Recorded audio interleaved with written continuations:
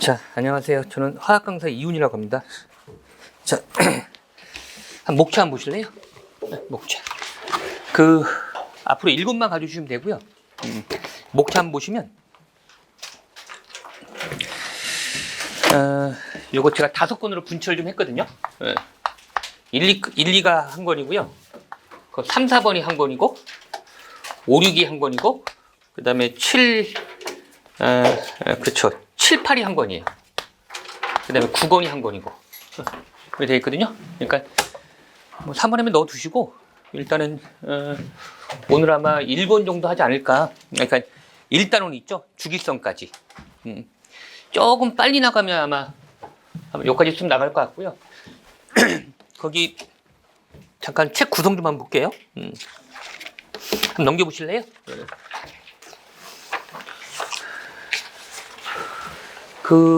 이론을 최대한 줄일 거예요. 진짜 나올 만한 것만 할 겁니다. 어차피 여러분들 화학 공부로 오신 게 아니잖아요. 시험 잘 보러 오신 거지. 그렇잖아요. 그러니까 진짜 쓸데없는 거 다 빼버리고 나올 만한 것만 할 테니까요. 책 구성을 보시면 이론 있고 그 다음에 거기 문제가 있을 거예요. 다 문제를 OX로 만들어 놨거든요. 문제하고 바로 옆에 해설이 있을 겁니다. 그러니까 풀어보시고요. 그 다음에 틀린 거 한번 체크해 보시고 그 다음에 문제는 오늘은 이론만 나가고 뭐 다음 시간에 오늘 나간 거 좀 어려운 문제 풀어드릴 겁니다. 그래서 가능하면 제가 나간 데까지 문제 한번 풀어보시고 옆에 해설도 있으니까 그리고 제 번호가요. 하다 보면 좀 모르는 게 있을 수 있잖아요. 해설 봐도 이해 안 되는 것도 있고. 그러니까 제가 목요일날 오전 오후만 나오니까 그때까지 기다리지 마시고 이걸로 해가지고 톡으로 남겨두시면 제가 하여튼 늦어도 하루 안에는 답변 드릴게요. 뭐 예를 들면 뭐 1번에 3번에 해설을 보니까 뭐 각마디 하나라고 써 있는데 난 2개 같은데 그러니까 좀 자신이 좀 뭘 모르니 좀 표현을 해주시면 제가 거기 맞게 그것만 좀 설명을 할게요. 근데 그냥 뭐 3번 뭐 설명해 줘. 뭘 모른다는 거지? 제가 알 수가 없잖아요. 그렇죠? 그러니까 그 정도만 좀 성의를 보여주시면 아, 이 친구는 요걸 모르는구나. 그럼 제가 그것만 맞게 설명할게요. 서로 동문동답이 좋잖아요. 그렇잖아요? 그래서 이렇게 해가지고 톡으로 좀 연결을 하셔가지고 간단히 프로필도 나와 있으니까 한번 보시고 그 다음에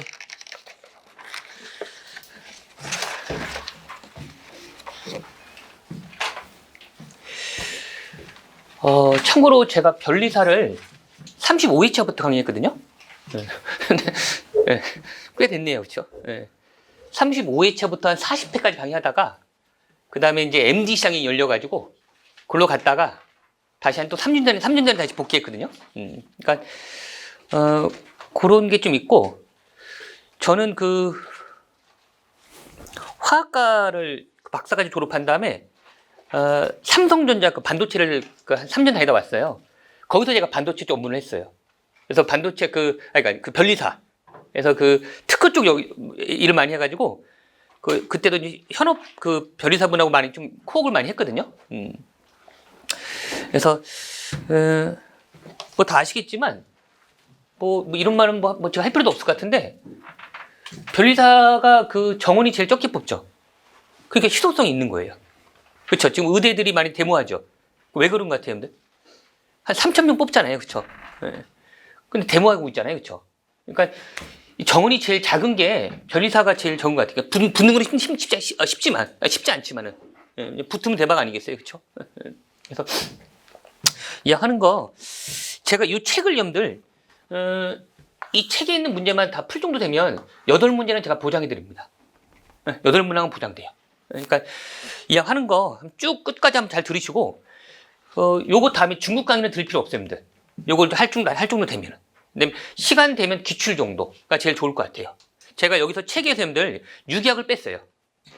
유기학이 한 문항 내거든요. 작년에는 안 냈어요. 재작년도 안 냈고. 그러니까 약간 유기가 좀 지 멋대로 해요. 낼 때도 있고 안 낼 때도 있고. 근데 한 문항 맞추고 유기학이라고 하는 거는 너무 오버예요. 제가 참고로 월수금관 전역 같은 경우는 편입에서도 강의를 하거든요. 편입은 유기학이 굉장히 비중이 커요. 유기학을 1년 동안 해요. 우리처럼 한두 달 하는 게 아니고. 그래도 어려워요. 근데 여러분들 그거 하자고 지금 투자할 수는 없잖아요. 그래서 유기학은 나중에 기출문제 할 때 기출에 있는 정도만 풀어드릴 거예요. 만약에 그 이상 나오면 그냥 찡찡이 나요. 솔직히. 진짜 그거 하자고 오버예요. 제가 2차 과목을 유기학을 하지 않는 이상은 절대 오버예요. 그래서 딱 요 정도 유기학 뺐고요. 유기학 뺐고 요 정도 풀 줄 알면은 풀 줄 안다는 게 아니고 여기 있는 해설도 한번 보시고 뭐 모르는 건 저한테 케어도 좀 받으시고 해서 하면은 8문항은 보장됩니다. 이제 2문항은 이제 자기 뭐 약간 뭐 백그라운드마다 좀 다를 수 있으니까 하지만 8개는 보장돼요. 그러니까 모를 수 있어요, 여러분들. 그러니까 저한테 톡으로 많이 물어보세요. 모르는 거 있으면 넘어가지 마시고. 자, 그렇게 보시면 될 것 같고요. 좀 천천히 할게요, 대신에. 자, 한번 넘겨보시고.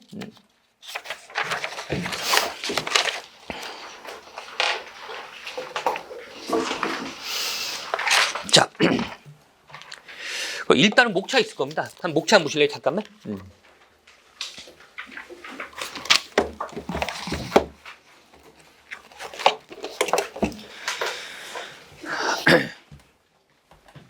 거기 이제 보모형이라고 나와요. 이걸 좀, 책 받아오시면 됩니다. 그 보모형이 나오고요. 꼭 좀 아셔야 돼요. 진짜 중요한 것만 제가 해놓은 거예요. 보모형이 뭔지 아실 필요가 있고요. 그 다음에 전자배치의 기본 법칙이 3가지 나와요.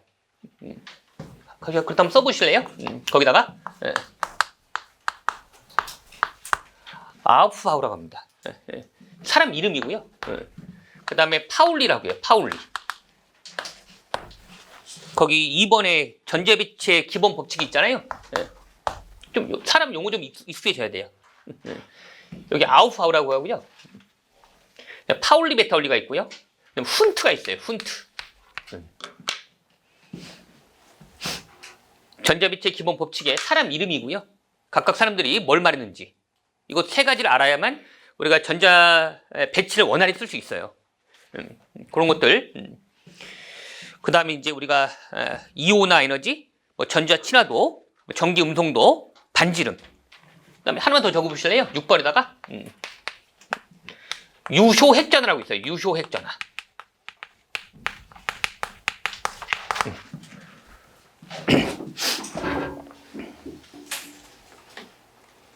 자, 요 정도가 이제 배우고 난 다음에 좀 머릿속에 남아있으면 돼요. 이 파트는 이제 하나씩 할 겁니다. 자세하게. 자, 넘겨볼까요?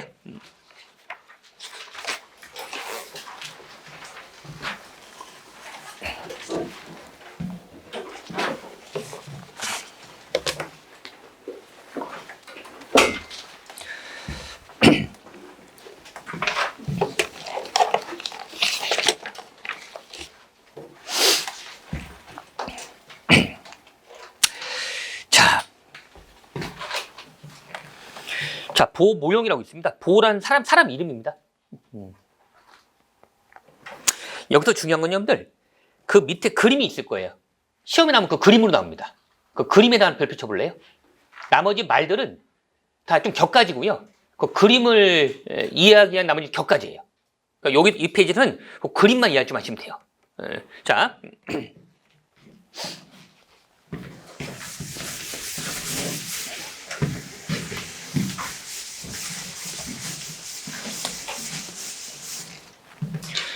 제가 목요일날 한 8시 반까지 오니까요.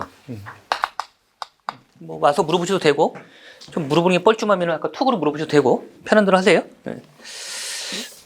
많이 물어봐야 좀 늡니다, 실력이. 자, 요 그림 한번 잘 보세요. 자, Y축이 2가지가 있어요. 한번 잘 보시면은. 그쵸? 이쪽에 Y축에 에너지라고 하는 거고요. 이쪽에 Y축은 N이라 써 있거든요. 이 N을 써놓으세요, 여러분들. 이걸 주양자수라고 해요. 좀 용어는 알아두셔야 돼요. 저 X축은, 그 왼쪽 Y축은 N이라 써 있잖아요. 그걸 주양자수라고 해요. 외우세요. N은 주양자수입니다. Y축이 에너지라고 해요. 그랬을 때, 자, 거기 제일 위에 보면 이런 식 나올 거예요. 이 N은, 그러니까 이 주양자수 N이 갖고 있는 에너지를 말합니다. 주양자수 N이 갖고 있는 에너지. 그다음 마이너스 K에다가 K는 상수예요. 상수. 그 다음에 N제곱분의 Z제곱이라 합니다. 참고로 N은 뭐랬어요? 이거 주양자수라는 거고요. Z는 원자번호예요. 원자번호.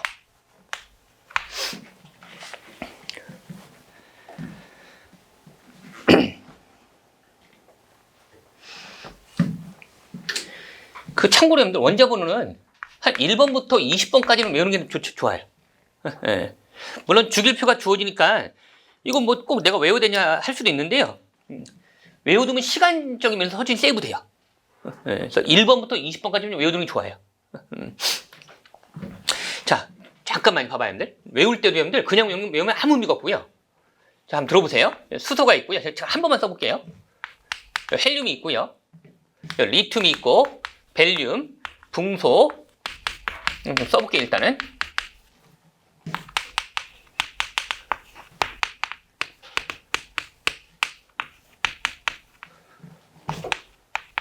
들어보세요, 여러분들. 우리가 이쪽으로 우리가 n이 1이라고 해요. n이 2라 하고 n이 3이라 하고요. n이 4라고 합니다. 지금 배운 이게 주양자수라는 거예요. 다른 말로 우리는 이거를 주기라고 해요. 주기. 같은 말이에요. 1주기, 2주기, 3주기, 4주기고요. 이걸 이쪽을 족이라고 해요. 족. 족. 그러니까 1족, 뭐 2족, 3족, 4, 5, 6, 7, 8이라고 해요. 그럼 봐봐요. 이게 제가 1번부터 여러분들 20번까지 쓴 거거든요. 집에서 외우실 때 그냥 외우는 게 아무 의미 없어요. 뭐 수해, 뭐 니배 그냥 안 외우는 게 나아요, 차라리. 써먹을 수가 없어요, 그러면. 그러니까 외우실 때 어떻게 외울 거면, 자, 벨륨은 예를 들면 2주기면서 2족 이렇게 외워야 의미가 있어요. 그래 당장 써먹어요. 근데 그냥 아무 생각 없이 뭐 수해 뭐 그러면 진짜 못 써먹어요. 그냥 안 외우는 거랑 똑같아요, 그냥. 그러니까 외울 때도 봐봐요. 만약에 실리콘이라 하거든요. 규소라고 하는데요. 얘는 3주기면서 4족 이렇게 외워야 되는 거예요. 뭐 플로르다 그러면은 뭐 2족이면서 7족 이렇게 외워야 의미가 있어요. 꼭 그렇게 외우세요, 그는. 이거 뭐 제가 제가 대신 외울 수는 없잖아요. 이걸 외워야만 다음 시간에 다음 주에 루이스 구조가 나오거든요. 무조건 나오는 문제예요. 그때 약간 경쟁력이 있어요. 근데 이걸 주기표 보면서 하면은 경쟁력이 없어요.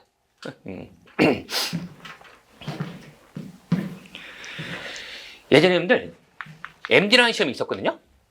피트라는 시험이 있었거든요. 피트 같은 경우는 화학 문제 따로 화학 시험 보고 쉬는 시간 갖고 또 물리 시험 보고 쉬는 시간 갖고 유기학 보고 쉬는 시간 갖고 생물 보고 끝내고 하는 거였거든요. MD는요 이거 통째로 줘버렸어요.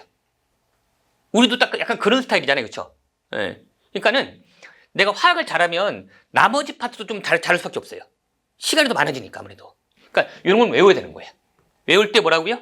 예. 몇 주기 몇 쪽으로 외워야 되는 거예요. 아시겠죠? 다시. 요쪽으로 우리가 주기라는 거고요. 그러니까 예를 들면 얘는 뭐예요? 주기라는 개념 좀 더 다 배울 거예요. 이게 3주기면서 얘가 1쪽이라는 거예요. 잠깐만 한번 볼까요? 이게 어떤 의미냐면 3주기라는 게 뭐냐면 여기 전자가 들어가는 껍질이 있어요. 껍질이 3개라는 소리예요. 이 껍질을 전자가 들어가는 껍질을 전자가 들어가는 그 방을 껍질이라고 해요. 1쪽이라는 소리는 뭐냐면 마지막 껍질에 전자가 하나 있다 이런 말이에요. 하나 더 해볼까요? 그럼 얘 한번 해볼래요? 질소? 질소는 2주기면서 여기 5족이에요. 껍질이 2개 있다는 소리야 일단은. 전자가 들어있는 껍질이 2개라는 소리고요.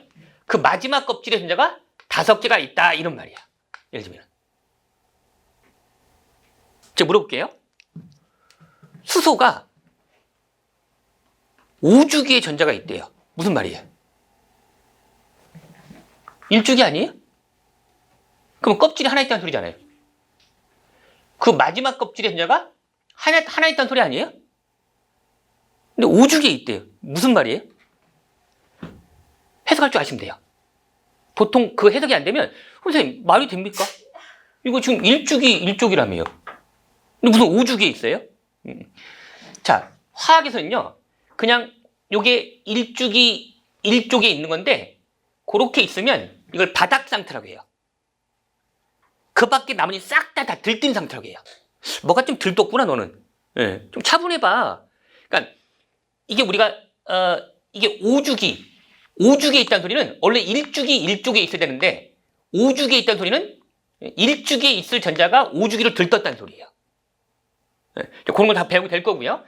일단은 이거 좀 꼭 좀 외우시고요. 20번까지는 약간 화학에서는 구구단 같은 경우예요. 근데 그냥 외우지 말고 몇 주기 몇 쪽으로 외워야만 의미가 있다. 아시겠죠? 그걸 꼭 하나 잡아두시고요. 이거 따로 한번 외우세요, 여러분들이. 자, 다시 한번 돌아오시면 그 다음에 요 시간에 체크하세요, 여러분들. 요걸 하나 외우셔야 돼요, 일단은. 이게 보호의 시기거든요. 그 교재에 보면 넷째 줄에 나와 있잖아요. 이 N은 이게 뭐라고요? 주양자수 N이 가지고 있는 에너지를 말합니다. 그렇게 외워야 돼요. 그냥 EN, 식만이면 아무 의미 없어요. 그럼 써먹을 수가 없어요, 당장. 주양자수 N이 가지고 있는 에너지는 이꼴. 그래서 여기를, 이쪽을 제가 주양자수 잡은 거고요. 그거에 대한 에너지는 이쪽에 표현한 것 뿐이에요, 여러분들. 그럼 알겠어요? 왼쪽 Y축은 주양자수를 잡은 거고요. 그 주양자수에 대한 에너지를 오른쪽 Y축에 표현한 거예요. K는 상수니까 볼 필요 없고요. 왜 마이너스가 붙었냐? 좀 더 설명될 거예요. N은 주양자수고요. Z가 원자번호예요. 원자번호고요. 근데 주로 여러분들 거의 우리 시험은 거의 99%가 뭘 내냐면 여러분들 수소를 내요. 수소. 수소 말고 딴 게 낼 수도 있는데 그냥 그거 안 해도 돼요. 찍으면 돼요. 그건. 거의 수소만 보시면 돼요. 나머지까지는 오버예요. 오버. 수소는 몇 번이죠, 여러분들? 1번이에요. 그러니까 1제곱 하나 많아요. 여기 1이 되는 거예요, 그냥. 아시겠죠? 뭐 헬륨이 낼 수도 있고 다 낼 수 있는데 나머지가 나오면 그냥 찍으시면 돼요. 그냥 우리는 관계가 없어요. 그냥 수소를 보시면 되고요.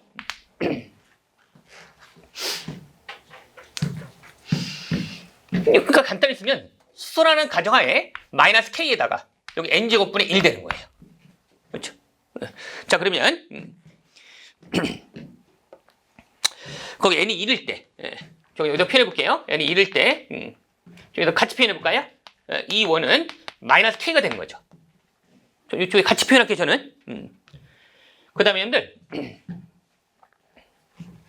이쯤을 제가 한 N이 1 할까요? 그럼 E2는 마이너스 4분의 K가 되는 거죠. 그 다음에 여기를 제가 3일 할게요. 이쪽을 지금 E3는 마이너스 9분의 K가 되는 거죠. 그 다음에 4, 5 쭉 갈 거예요. 이렇게. 이 정도 잡을까요? 여기 N이 무한대로 잡을게요. 그럼 이 무한대는 0 될 거예요. 그럼 보세요. 눈치를 챘는지 모르겠지만 첫 번째 문제가 뭐냐? 등간격이 아니라는 거야. 그렇죠? 눈치챘어요? 1과 2 사이의 간격하고요. 2하고 3 사이의 간격 어때요, 여러분들? 확 줄었죠? 자, 봐봐요, 여러분들. 이거 하나 체크해 놓으시고요. 왜 그러냐면 들어보세요. 자, 1과 2 사이의 에너지 간격이 얼마예요? 이쪽이 마이너스 K잖아요. 이거 마이너스 4분의 K죠. 그럼 둘의 차는 얼마예요? 이거 4분의 3K입니다. 그쵸? 둘의 차가요. 그러면 2부터 무한대까지 요 차이는 얼마예요, 여러분들? 요게 4분의 K입니다. 그쵸? 여기 N이 2일 때가 마이너스 4분의 K잖아요. N이 무한될 때는 0이잖아요. 왜 0이죠? 여기다 무한대 넣으면은 분모가 무한대니까 이게 0 되는 거 아니겠습니까? 그쵸? 그러니까는 여기까지가 4분의 3K면 요것은 그것의 3배 적은 거잖아요. 요거를 3배 하면은 한 칸, 두 칸, 세 칸 될 거 아니에요, 대략. 이걸 알겠어요? 그래서 위로 갈수록 일단 등간격이 아니다. 좁아진다는 거. 이것도 기본적으로 잘 나와요. 1, 2, 3, 4, 5 등간격. 갈수록 좁아진다. 갈수록 커진다. 뭐 지멋대로 커졌다가 줄었고 막 이렇게 낸다고요. 하나 체크해 놓으시고요. 일단은 위로 갈수록 등간격이 아니다. 줄어든다. 증명도 됐죠? 잠깐 뜸 드릴게요.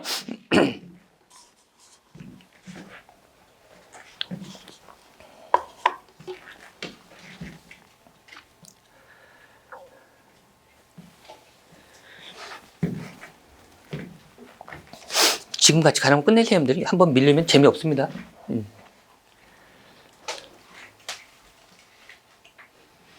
자, 그래서 거기 보시면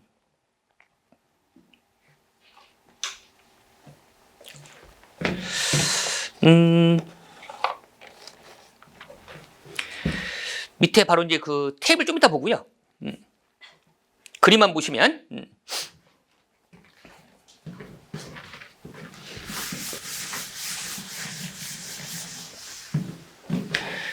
그 라이먼이라는 사람이 있죠. 그 그림 위에 보시면 라이만이라는 그 사람 이름입니다. 그거 체크하시고요. 3명 외워야 돼요. 라이만, 발머, 파센까지는 외우셔야 돼요. 그 브라키트하고 훈트가 나왔죠? 그 사람은 몰라도 돼요. 예. 그 사람은 뭐 엑스페 해도 됩니다. 안 나와요, 그 사람은. 라이만하고 발머, 파센은 잘 나와요. 우리도 냈고요. 또 잘 나올 겁니다. 자, 그러면 라이만이라는 사람은 어떻게 말했냐면 이거 우리가 라이만 계열이라 하거든요. 하나 써놓으세요, 여러분들. 동요가 있어요, 동요. 이걸 자외선 계열이라고 해요. 이거 잘 나옵니다. 지금 외우세요. 라이만하고 동요가 자외선 계열이에요. 이거 잘 나와요. 아예 대놓고 문제 많았어요. 그 다음에 거기 발마 있죠, 발머. 발마랑 동요가 가시광선이라고 해요. 외우셔야 돼요. 거기 파센이라고 있죠, 파센. 이걸 적외선이라고 해요. 요거 동요 잘 나왔습니다, 여기까지. 그래서 라발파로 좀 앞자만 따시고요. 라발파. 자외선, 가시광선, 적외선 계열이에요.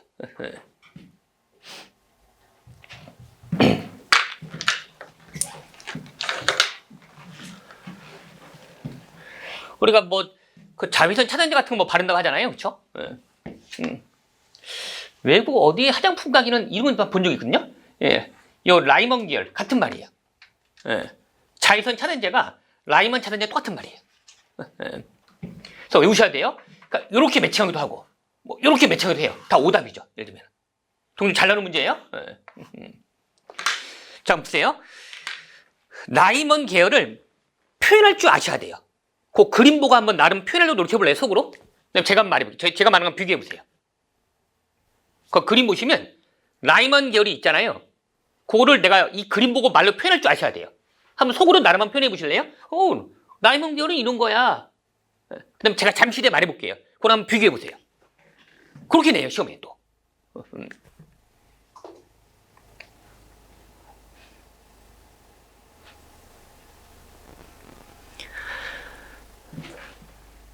출발지가 어때요? 거기 선이, 봐봐요, 여러분들. 선이 이렇게 가 있잖아요. 그렇죠? 이렇게. 뭐, 여기가 뭐 무한대 쭉 있잖아요. 출발지는 중요하지 않고요. 도착점 기준으로, 한번 잘 그려볼게요. 1이잖아요, 이 라인이. 뭐, 얘가, 뭐, 여기, 거기처럼 하면은, 여기 뭐, 2, 3, 4, 5, 6, 뭐 쭉 돼 있는데요. 뭐 6일 때, 뭐 5일 때, 뭐 4일 때, 뭐 2일 때, 예를 들면 6, 5, 4, 3 하나 더 그릴게요. 이것들이 여러분들 출발점은 중요하지 않아.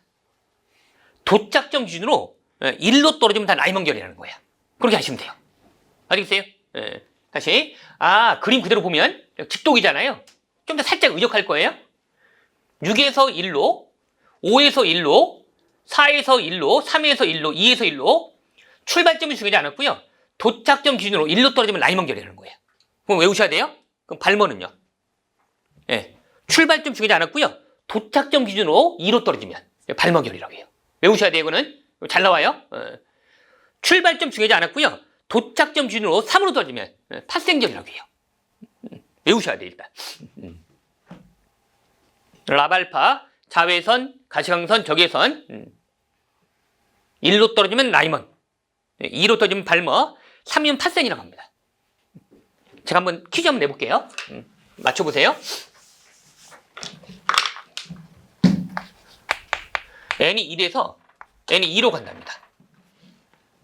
이게 무슨 계열이에요? 퀴즈입니다.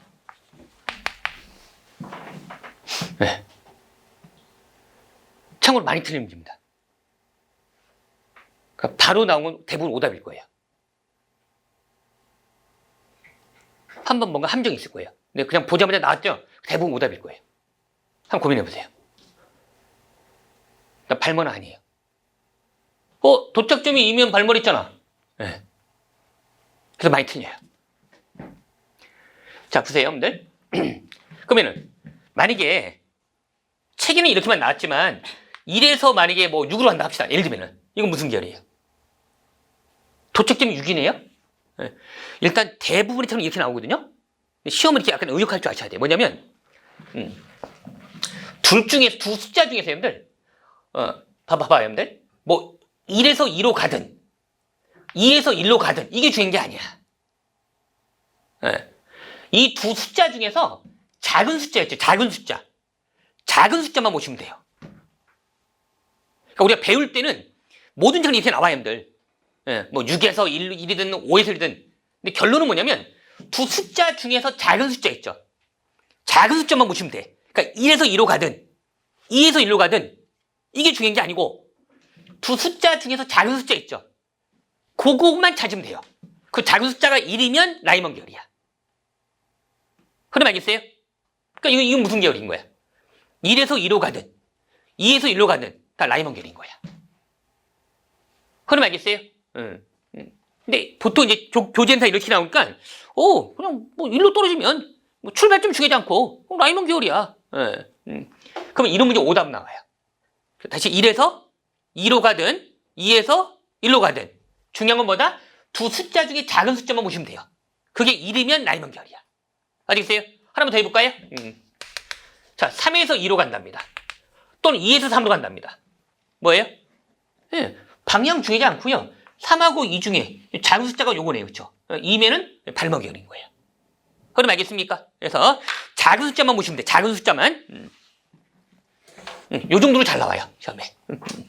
얘는 라이먼 계열이죠? 얘는 발목 계열이에요. 그렇게 보시면 되고요. 그다음에 팥센.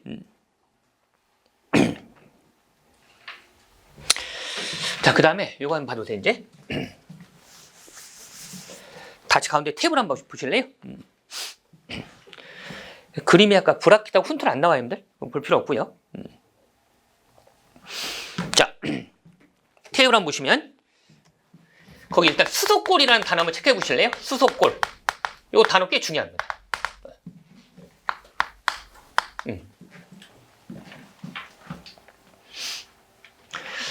이 꼴이 영어로는 like잖아요. 예, 수소처럼. 그러니까 수소 포함해가지고 수소처럼 수소는 1번이에요, 여러분들. 자, 이것도 한번 봐두세요. 예. 어떤 원소교가 있을 때 이거 잘 나와요, 여러분들. 예. 자, 뭐 여기 뭐 A라 할게요. B라 할게요. 요 A가 원자번호 자리예요.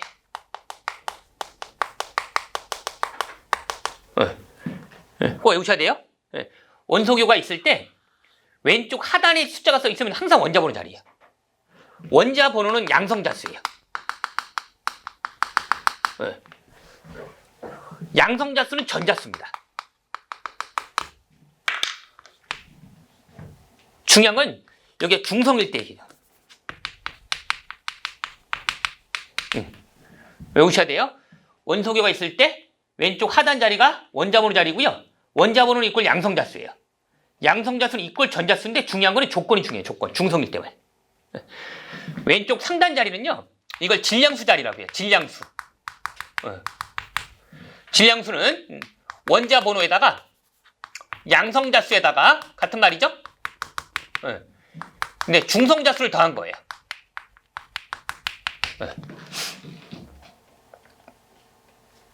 자, 시험이 이렇게 나와요. 17번이 염소예요. 좀 외우셔야 돼요, 여러분은. 20번까지는. 17번이 염소거든요. 이거 35짜리가 있고요. 37짜리가 있어요. 자, 해석 좀 해볼게요. 봐봐요. 아, 염소가 17번. 이게 질량수잖아요. 써볼게요. 여기 양성자수가 17개예요. 요 자리가 양성자수니까. 그렇죠? 그 다음에 전자수는 몇 개예요? 이게 중성인지 어떻게 알아요? 오른쪽 요 상단 자리 있죠? 오른쪽 상단 자리. 여기 요 자리에 플러스라든가 혹은 마이너스가 안 쓰여 있으면 중성이라는 소리예요. 여기에 플러스 혹은 마이너스가 쓰여 있으면 이건 중성이 아닌 거예요. 오른쪽에 아무것도 안 썼네요? 상단에. 그럼 전자도 17개라는 소리예요. 양성자 수가 전자수고 중성일 때만. 중성이란 말은 오른쪽 상단 자리에 플러스나 마이너스가 안 쓰이는 걸 말하는 거예요. 그 다음에 질량수는 얼마죠? 질량수는 이거 35고요. 이거 37입니다. 중성자수는 어떻게 돼요? 중성자수는 이거 외우셔야 되니까. 질량수는 양성자수에다가 중성자수를 더한 거거든요. 18개, 18개. 이거 몇 개예요, 그러면? 이거 20개입니다. 자, 그럼 이걸 좀, 이거 봐주세요, 여러분들. 일단 요거는 약간 구단 같은 게 꼭 외우셔야 되고. 한 일을 제가 든 거고. 이 둘을 무슨 관계라고 해요? 이거 시험 잘 나왔습니다. 양성자수는 같은데 중성자수가 다르죠. 양성자수는 같은데 질량수가 다르죠. 이걸 동위원소라고 해요. 이런 걸 우리가 동위원소라고 해요. 외워두셔야 돼요. 정의입니다. 정의. 그 밖에 뭐 동중원소 많이 있는데요. 그런 거 안 나와요. 동위원소만 외우시면 돼요. 아시겠죠? 한번 잠깐만 뜸 드릴게요. 좀 확인해 보세요.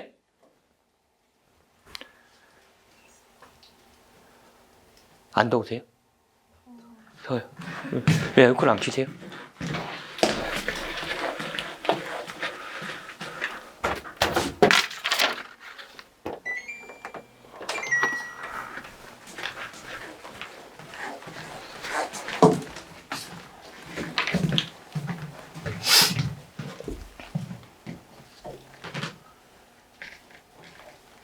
꽤 잘 나왔습니다. 동위원소는. 양성자수는 같은데 질량수가 다른 관계. 같은 말로 양성자수는 같은데 중성자수가 다른 관계. 아시겠죠? 다시 한번. 왼쪽 하단 자리가요. 이건 원소 기호고요. 원자번호고요. 원자번호는 양성자수입니다. 중성일 때만 전자수입니다. 한번 이거 다시 한번 볼까요? 잠깐. 자, 17번에 여러분들. 자, 이런 게 있다 합시다. 이거는 양성자수는 17개야. 전자수가 몇 개일 것 같아요? 이게 무슨 의미냐면 여러분들, 제가 염소예요. 염소. 염소인데 염소면 원래는 전자가 17개가 있는 건데 외부에서 전자 하나를 받은 거예요. 전자를 일렉트론이라고 쓰거든요. 얘는 마이너스 차지일 때예요. 그래서 요게 내 몸에 들어오면 나는 전체적으로 마이너스 1대가 되는 거예요. 그러니까 원래 들어오기 전에는 17개가 있었잖아요. 전자도. 하나 들어왔으니까 18개가 되는 거예요. CL+이라 할까요? 양성자수는 17개야. 근데 원래는 난 17개잖아, 전자가요. 근데 전자가 하나 나간 거죠. 마이너스가 나가니까 나가고 난 다음에는 플러스 띄고 있는 거예요. 그럼 16개인 거죠, 전자는. 됐어요? 뭘 할 필요가 있어요, 또? 플러스든 마이너스든 뭐든 간에 양성자수는 절대 안 변해요. 사람으로 말하면 양성자수는 주민등록번호야. 그쵸? 제가 살이 찌든 나이가 먹든 살이 빠지든 돈이 많든 뭐 돈이 적든 내 주민등록번호는 안 변할 거 아닙니까? 그런 개념이에요. 아시겠죠? 그럼 다시 올라보세요. 여기서 수소꼴이란 거는 수소처럼 전자가 하나다. 이 기준이에요. 수소꼴 이온의 의미가 수소처럼 전자가 하나다라는 의미예요. 그러면은 수소가 아니다 하더라도 전자가 하나짜리는 다 수소꼴 이온이에요. 의미를 아셔야 돼요. 수소꼴 이온. 뭐 수소처럼 뭐가 닮았다는 거야? 그 닮은 게 전자수예요. 아시겠죠? 자, 그러면은 수소. 그다음에 헬륨 있죠. 헬륨이 2번이에요. 2번이면 양성자 수가 2개면 전자가 2개 아니에요. 하나를 전자가 잃은 거예요. 약간 그런 느낌입니다. 리튬은 3번이거든요, 여러분들. 그럼 전자가 원래 3개 있는 거 아니에요? 근데 2개를 잃어버리면 이뿔 되겠죠. 자, 이런 것들이 다 수소꼴이에요. 기본 문제로 여러분들, 보호 모형은 수소꼴 이온은 다 성립해요. 그러니까 수소 빼고도 수소만 성립하는 게 아니고 수소꼴 이온, 그러니까 수소, 헬륨, 일갈, 리튬, 일갈 다 성립하는 거예요. 이건 어때요? 헬륨은 성립하나요? 예, 성립하지 않습니다. 전자가 2개니까. 예,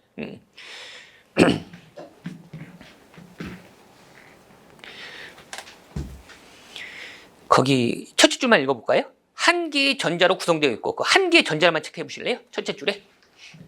그것만 좀 알아두세요. 보호 모형은 이게 단점이야. 전자가 하나짜리만 성립해요. 하나 이상 있으면 성립하지 않아요. 즉 2개부터 성립하지 않아. 그게 단점이에요. 그 이상은 안 나오니까 그냥 거기까지 마시면 돼요. 궁금하더라도. 그럼 다시 한번 나와보세요. 정도 수도권 이온의 개념도 이제 알았고,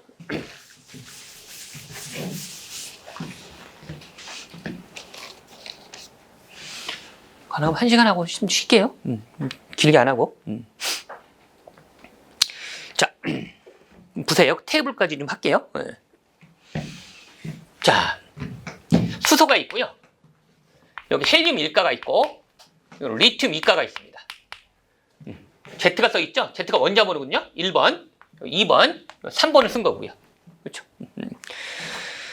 그 다음에 이렇게 써 있는데요. 이게 이온화 에너지의 약자예요, 여러분들. 하나 써놓으세요.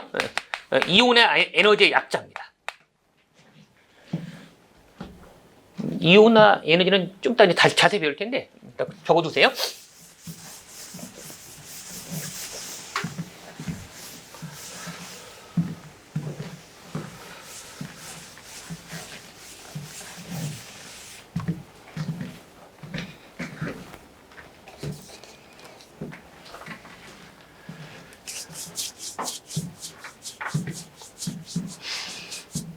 제가 이런 성인 학원에서 거의 한 25년 동안 불렀거든요.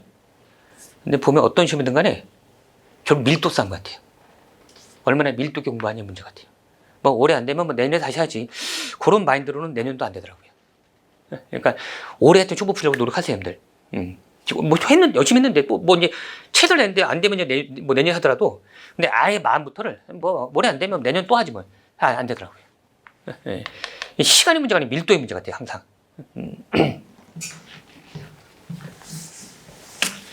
자,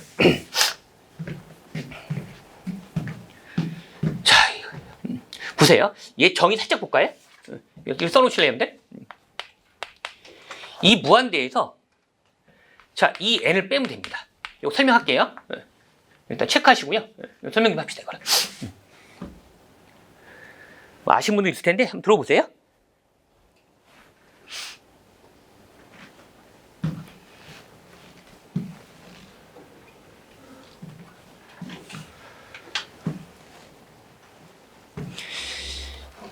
말이 분철이 5건 돼 있지만 또 그렇게 많은 양은 아니거든요. 그러니까 많이 물어보세요, 여러분들. 이해 안 되는 문제 있으면 해설 보고도. 요거 정도만 끝낼 줄 알면 해설 보고도 이해할 줄 알면은 자기가 유기도 한 문제 더 맞겠다. 그럼 기출 들으시고 만약에 난 거기까지 뭐 여력 없다면 따로 요것만 하시면 들으시면 돼요. 기본만. 대신 여기 있는 문제는 다 푸셔야 돼요. 모르면 많이 물어보세요. 자, 요걸 한번 볼 필요가 있어요, 여러분들. 자, 제가 잠깐 두 가지를 설명할게요. 이온화 에너지가 뭔지, 그다음에 이 식의 의미가 뭔지, 그걸 먼저 알아야 여기 값들을 뭐 알 거 아니에요, 그렇죠? 자, 보세요, 여러분들. 제가 임의로 여기 n이 1이 있다 합시다. 여기 n이 무한대를 할게요. 그럼 이 무한대는 아까 0이었고요. 이 원은 아까 마이너스 k잖아요, 그렇죠? 여기 n제곱분의 z제곱인데 제가 특별한 말로 하면 수소를 잡을 거거든요. 수소는 1번이잖아요. 그렇죠? 좀 이따 제가 이걸 잡으면 얘는 이제 여기가 4가 되겠네요. 그렇죠? 리튬 이가라면 여기 요 자리가 9가 되겠네요. 그렇죠? 여기 1은 뭐 1이니까요. 일단 수소로 먼저 할게요. 이거 다 1이겠네요. 그렇죠? 마이너스 k 나오겠네요. 그러면 보세요. 전자가 여기 하나 있다가 합시다. 전자가 여기 있다가 합시다. 요걸 잡아다가 저기로 올릴 거예요. 요 무한대의 의미는요. 좀 이걸 아세요? 봐봐요. 여기 가운데 전자가 있으면 여기 핵이 가운데 있거든요. 껍질에 전자가 들어있는 껍질에 그냥 하나 있는 거예요. 이 전자는 왜 붙어 있을까요? 요 둘 사이 인력이 있는 거예요. 요 핵이 주인이고 요 전자가 노비라 할까요? 이 핵하고 전자 사이에 인력이 지금 노비 문서로 좀 묶여 있는 거예요. 그럼 내가 여기를 이 둘 사이 인력이 있잖아요. 에너지를 가해서 끌어들이는 거예요. 그럼 얘가 탈출할 수가 있는 거예요. 이 무한대 의미는 여기에 딱 무한대 도달하면 이 핵하고 전자 간의 인력이 딱 끊어지는 순간을 말하는 거예요. 그 전까지는 어쨌든 인력이 있어서 잡혀 있는 거고 무한대에 딱 도달하면 핵하고 전자 간의 인력이 끊어지기 때문에 얘가 도망갈 수가 있는 거예요. 그러면은 지금 여기 있는 전자를 내가 에너지를 가해가지고 이 Y축이 어차피 에너지니까요. 예. 요만큼의 간격에 해당하는 에너지를 가하잖아요. 이게 얘가 에너지를 받는 거죠. 의미 잘 보셔야 돼요, 사실. 이 전자가 지금 이만큼 에너지가 있는 거예요. 여기다가 지금 이 에너지를 받았어요. 근데 지금 만약에 식사하고 왔을 거 아니에요. 좀 더 점심 드실 거 아니에요. 그럼 점심이라는 에너지가 내 몸에 들어오는 거예요. 그럼 힘이 나가지고 이렇게 올라갈 수 있는 거예요. 예. 이 전자가 지금 상태에서는 요만큼의 에너지가 있는 거고, 에너지를 외부에서 받잖아요. 그럼 여기다가 이만큼 받은 만큼 올라가는 거야. 그럼 여기에 도달했죠. 무한대. 무한대의 의미는 이 핵하고 전자 간 인력이 끊어지는 점을 말하는 거예요. 그러면은 내가 여기로부터 여기까지 이 간격이 있죠. 이 간격이 얼마죠, 여러분들? 요 간격에 해당하는 에너지가 요게 마이너스 K고 0이니까 이게 K죠. 여기 전자한테 K만큼의 에너지를 주면 얘가 올라가서 무한대에 여기 도달하죠. 그러면 이 전자가 탈출할 수 있는 거예요. 우린 이거를 봐봐요, 여러분들. 봐봐. 수소로부터 전자 하나가 나와서 식으로 쓰면 이렇게 쓰는 거예요. 수소 원자가 여기로부터 전자가 하나 튀어나오면 여기는 H 플러스 되겠죠. 이걸 원자라는 거예요. 이건 뭐라 읽어요? 이걸 이온이라고 해요. 원자로부터 이온으로 만들었죠. 원자로부터 이온으로 만드는데 필요한 에너지를 이온화 에너지라고 해요. 막 나온 개념이 아니에요. 정의가. 용어가. 예. 원자로부터 이게 이 자리가 수소 원자를 한다면 여기서 전자를 하나 띄어낼 거야. 그 처음에는 핵하고 전자 간의 인력이 강하니까 안 끊어지겠죠. 나 얘 좀 탈출시켜줘. 얘한테 말했거든요. 야, 그만 얘 놔줘 좀. 싫어. 내 노비야. 그 좀 부산에 놔둬 좀. 그래서 내가 에너지를 여기서 가해가지고 이 둘 사이 인력을 끊어버리는 거야. 그때 필요한 에너지를 우리는 이온화 에너지라는 거예요. 그래서 요게 다른 말로 이온화 에너지가 되는 거예요. 일단은. 그러니까 다시 지금 수소 같은 경우에 뭐라 써 있어요, 여러분들? 여기 K라 써 있는 거 바로 그런 거예요. 일단은. 그 테이블 보세요, 테이블.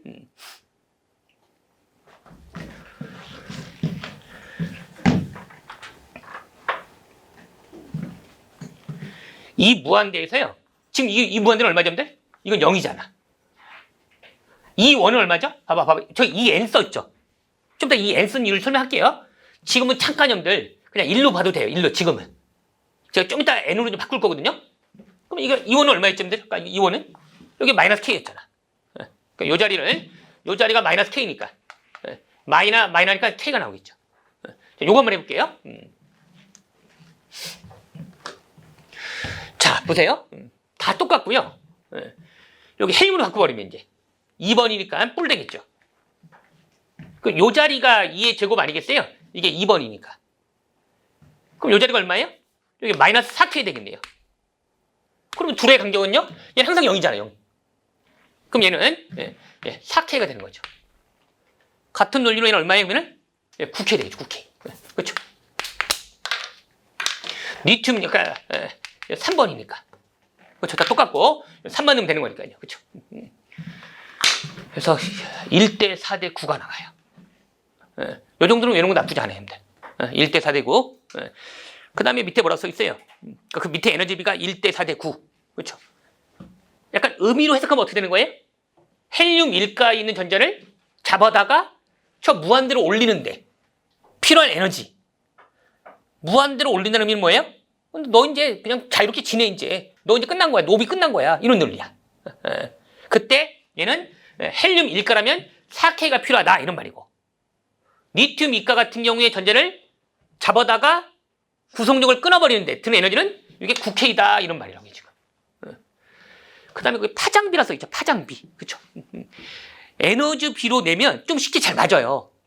근데 파장비로 물을 때 잘 틀려요. 요거 하나 외우세요. 봐봐요, 여러분들. 이건 물리에서 나눈 건데요. 에너지는 여러분들 H를 플랑크 상수라고 해요. 아마 물리에서 배웠을 거예요. 요걸 진동수라고 해요. 우리가 빛의 속도 C라 하거든요. 람다 파장에다가 진동수를 곱하면 이게 빛의 속도가 나와요. 여기서 여러분들 진동수는 람다 파장분의 빛의 속도고요. 요걸 집어넣어 볼까요? H는 플랑크 상수라는 거고요. 그 다음에 람다분의 이게 되는 거예요. 요 식이 중요한 게 아니고요. 요것만 하시면 됩니다. 이거 다 외울 필요 없어요. 에너지랑 진동수는 비례하고요. 요것만 외우시면 돼요. 에너지랑 파장은 반비례한다고 외우시면 돼요. 요 식이 나오는 게 아니야. 아시겠어요? 어설프게 식 외울 바에는 외우지 마시고 그냥 에너지랑 진동수는 비례. 에너지랑 파장은 반비례는 꼭 외우세요.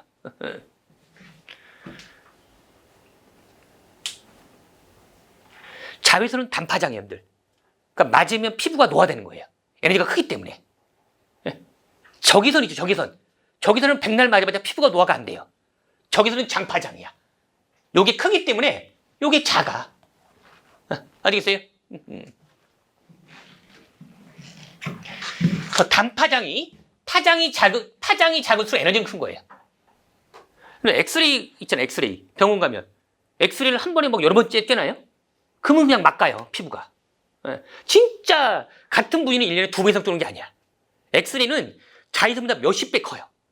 자외선도 차단제가 있어가지고 맞으면 노화되는데 그건 맞으면 직방이야, 그냥. 납실에서 찍잖아요, 납실. 가려서 나가버리고. 그렇잖아요? 파장이 작은 게 엄청 큰 거예요, 에너지가. 막 감마레이. 뭐 진짜 이제 막 뭐 말기 암 환자가 감마레이로 만단 말이에요. 그러면 암세포만 죽는 게 아니고 그 주변의 세포 다 죽어요. 근데 어쩔 수 없잖아. 말기니까. 그렇잖아요? 파장이 작으면 에너지가 엄청 큰 거예요. 그럼 다시 요식 볼 필요 없고요. 이건 적으세요. 진동수랑 에너지는 비례하고요. 파장이랑 에너지는 반비례. 이건 꼭 좀 나와요. 그럼 다시 가볼게요. 자, 보면 보세요, 여러분들. 지금 1대 4대 9가 나왔잖아요. 이걸 파장을 람다라고 써요, 람다. 그러면은 에너지랑 지금 파장은 반비례, 역수니까. 그럼 제가 봐보세요. 역수치 할게요. 1분의 1. 4분의 1. 이게 9분의 1이니까. 36을 싹 곱할까요? 4랑 9의 최종 배수 때문에. 그럼 36이 되고. 얘는 9가 되고, 이놈은 4가 되는 거예요. 알겠습니까? 그러니까 1대 4대 9만 외우시고, 파장비는 외울 필요 없고, 파장을 이렇게 할 줄만 아시면 되는 거죠, 여러분들. 알겠습니까? 그래서 36대 9대 4다. 그럼 외우지 마시고 할 줄만 아시면 돼요. 그러니까 1대 4대 9는 외우시고. 그렇죠? 보세요. 다시 한번 여기서는요. 보호 모형식 좀 외우시고요. 한 개 전자니까 1전자계만 적용된다는 거. 간혹가다 보호 모형의 단점이 뭐냐? 1전자계만 성립한다. 전자가 2개짜리 성립하지 않는다. 우리 그걸 다른 말로 수소골 이온이라고 한다. 수소처럼 뭐가 같다는 거야? 전자수 기준이에요. 수소처럼 전자가 하나짜리, 헬륨 1가, 리튬 2가. 리튬 1가는 어때요? 꽤 성립하지 않죠, 얘는. 전자가 2개니까. 그 정도면 이해하면 되고요. 그 다음에 Z가 원자 번호고요. 수소 1번, 헬륨 2번, 리튬 3번입니다.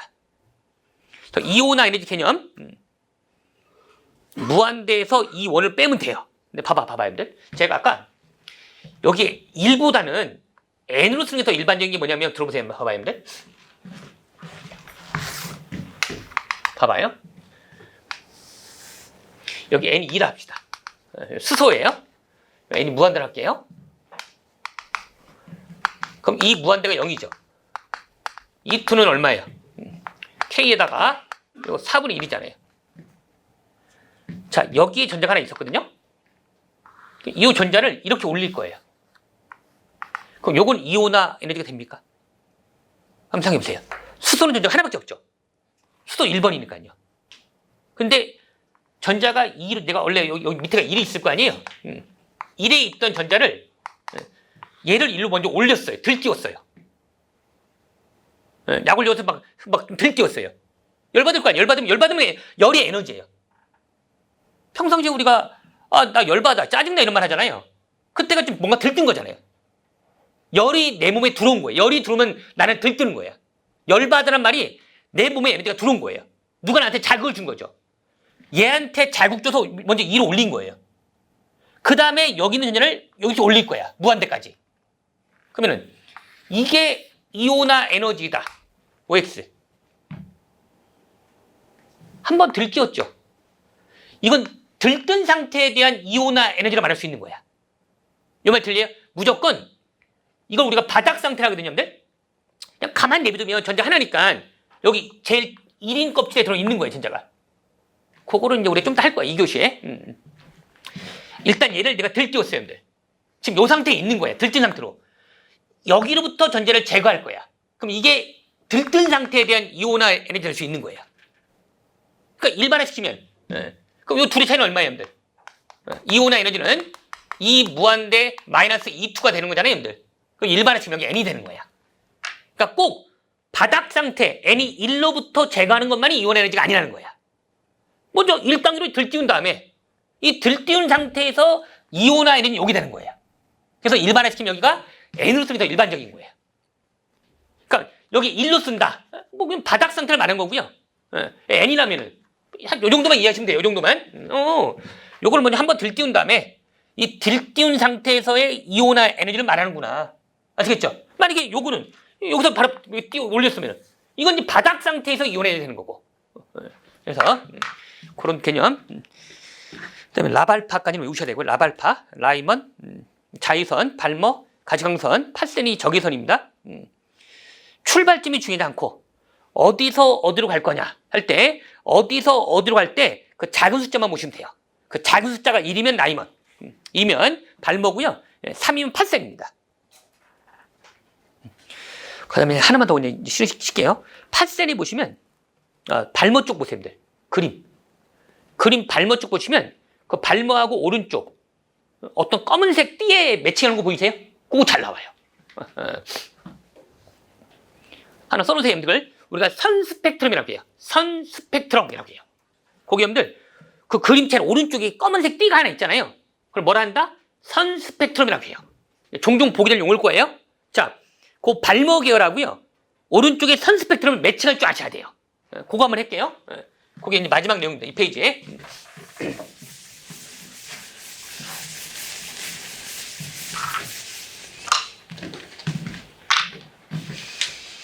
자, 보세요, 여러분들.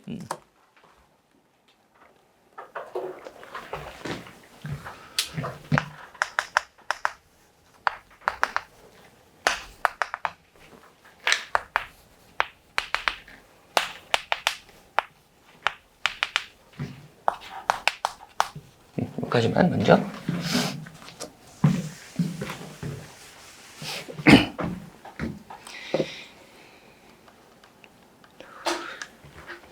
여기까지로 가야겠네.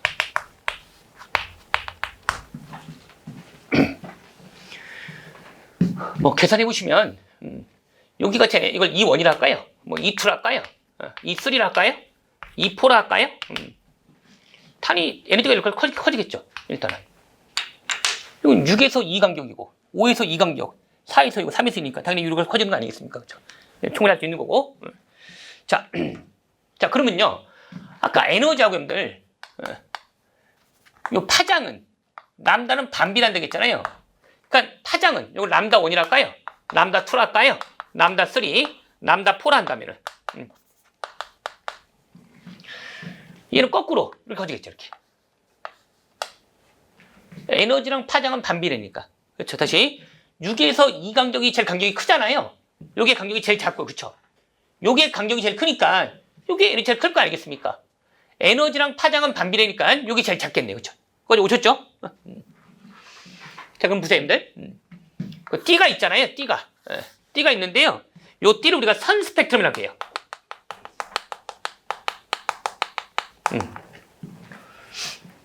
그러니까 보세요, 여러분들. 6에서 2로 갈 때 그때 에너지가 있겠죠. 계산해 보면은 전자가 6에 있다 합시다. 이게 2로 떨어진 거예요. 이게 떨어진 거예요. 그러면 6에 있는 에너지가 있을 거 아니에요. 마이너스 K에다가 6제곱분의 1이고 2투면은 2의 제곱분의 1 아니겠습니까? 그렇죠? 그러면 이게 Y축의 에너지니까 에너지가 높은 데서 낮은 데로 갈 때가 이렇게 갈 때가 우리는 다른 말로 대리치가 음수라고 해요. 이걸 발열 반응이라고 표현해요. 발열 반응. 미리 표현 알아두세요, 여러분들. 에너지가 올라갈 때는 우리가 대리치가 양수라고 해요. 이걸 우리가 흡열 반응이라고 해요. 흡열. 용어 아셔야 돼요. 대리치가 음수다가 발열 반응. 델H가 양수가 올라가는 흡열 반응이에요. 열을 흡수한 거야. 열이 에너지라 했잖아요. 에너지 흡수하니까 올라가겠죠. 내 몸에서 에너지가 나가면은 발열, 열이 나간다는 거예요. 그 에너지 떨어지는 거예요. 네. 다시. 그럼 6에서 2로 가는 거는 이건 발열 반응이에요. 그럼 열이 밖으로 나오는 거거든요. 그 나오는 열량을 내가 밖에서 한번 측정해 보자는 거야. 그러니까 내가 만약에 주인공이야. 내 몸에서 열이 나와. 밖에 디텍터를 딱 대놓고 그 열을 내가 측정하는 거예요. 그럼 내 몸에서 얼마큼 열이 나는지 알 수 있는 거예요. 그 에너지를 표현해 보니까 만약에 내가 지금 6인 상태야. 내가 2로 갔어. 그때 에너지를 방출할 거 아니겠어요? 그 강적이 아니까 각각의 에너지를 아니까 그 강적에 해당하는 에너지 알 수 있죠. 그거를 파장으로 고쳐본 거야. 아까 시계에서 파장이랑 에너지는 파장 반비례니까 여기 제일 크면 여기 제일 작을 거 아니에요. 그래서 매칭을 해본 거야 여기다가. 그럼 봐봐요 여러분들. 매칭만 볼까요? 3에서 2로 갈 때가 그 파장이 얼마나 매칭됐어요? 숫자 외우는 게 아니에요? 거기 656.3 나노미터에 매칭된 거 보이세요? 그 정도만 이해하면 돼요. 4에서 2로 갈 때는 얼마나 매칭됐어요, 여러분들? 486.1 나노미터에 매칭된 거 보이세요? 3에서 2로 갈 때 그 에너지를 파장으로 고쳐보니까 656.3이죠, 여러분들. 486.1은 뭐예요? 4에서 2로 갈 때 에너지를 파장으로 고친 거 아니겠어요? 에너지가 커졌으니까 파장은 좀 짧아진 거 보이세요? 5에서 2로 갈 때는요? 좀 에너지 더 커졌죠? 파장은 더 짧아지겠네요? 434.1에 매칭됐고요. 6에서 2로 갈 때는 당연히 간격이 더 커졌으니까 에너지 더 커진 거 아니겠어요? 파장은 더 짧아지겠죠? 얼마나 매칭됐어요, 여러분들? 거기 410.2로 매칭된 거 보이세요? 자, 그럼 보세요.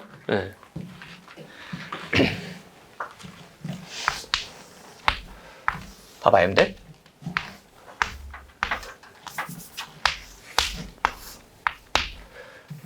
자, 시험에 이제 어렵게 하면 이렇게 나와요. 여기 A, B, C, D가 나와요. 다음은 선 스펙트럼이다. 발머 계열의 이 에너지가 네 종류가 있다. 매칭해봐라 하는 거예요. 여기부터 A, B, C, D를 어떻게 매칭하면 될까요? 이게 마지막 질문이에요. 한번 생각해보세요. 여기 제가 A, B, C, D 썼잖아요. 여기가 람다 1, 람다 2, 람다 3, 람다 4가 어떻게 매칭돼요? 이 답변하려면 뭘 미리 알고 있어야 돼요. 지금 제 질문에 답변하려면 뭘 미리 알고 있어야 된다고요. 어떻게 바로 매칭돼요? 당연히 어떤 게 의문스러워요. 왼쪽이 파장이 짧은 겁니까? 오른쪽이 파장이 짧은 겁니까? 그걸 알아야 될 거 아니에요. 그 정보를 안 줘요. 시험을 어렵게 내버리면. 그럼 봐봐요, 여러분들. 그때는 간격을 보는 거예요, 간격. 간격을 보는 거예요. 간격을 보는 겁니다. 간격이 오른쪽에서 커지고 있죠. 간격이 커지는 방향으로 파장은 커지게 돼 있어요. 그렇게 하나 외우세요. 그 정보를 안 줄 수가 있어요. 어렵게 내버리면. 알아듣겠어요? 다시 여러분들. 선과 선 사이에 간격이 커지는 방향으로 파장도 커진다. 그 정보를 좀 미리 알고 계셔야 돼요. 쉽게 내버리면 그 정보를 줘요. 어렵게 내버리면 그 정보를 안 줘요. 그럼 내가 이런 정보를 다 알고 있다 하더라도 뭐야 이거? 왼쪽이 파장이 짧다는 거야? 오른쪽이 파장이 짧다는 거야? 그 질문, 그 지식 때문에 내가 놓치는 일이 커요. 다시요. 요 간격이 커지는, 그러니까 선과 선 사이 그 간격이 커지는 방향으로 갈수록 람다가 파장이 일로 갈수록 커진다 보시면 된다고요. 그렇죠? 그럼 다 매칭됐네요. 그럼 일로 가서 뭐야? 파장이 람다가 작다는 소리잖아요. 같은 말로 일로 가서 에너지가 크다는 소리잖아요. 그렇죠? 그러니까는 여기부터 이게 제일 크니까 여기부터 람다 1, 2, 3, 4 람다 기준으로 그렇죠? 매칭할 수 있는 거죠. 그래서 이렇게 보시면 됩니다. 그래서 거기도 선빛들은 보시면 알겠지만 간격과 간격 사이가 커지는 방향일수록 파장이 커진다. 하나만 타이틀 달아볼까요? 그게 언제만 성립하는 문장이에요? 같은 계열 내에서만. 무슨 말이에요? 발머는 발머 계열 내에서만. 팟센이면 팟센 계열 내에서만. 발머랑 라이먼으로 바뀔 때는 또 리셋돼 버려요. 그러니까 같은 계열 내에서만. 요 말 이해돼요? 발머 계열 내에서만 요 간격이 커지는 방향으로 갈수록 파장 커진다는 거야. 다시 또 그다음 리셋 될 거 아니에요. 8모 다음에 8셈일 거 아니에요. 그럼 다시 또 리셋이야. 그때는 또 줄어든다고. 그러니까 제가 말하는 거는 같은 대열을 내서는 이게 성립한다. 이 말 들리죠? 예. 같은 발모면 발모 내에서만. 예. 요 선과 선 사이에 간격이 커질수록 파장도 커진다. 예. 그렇게 보시면 되고요.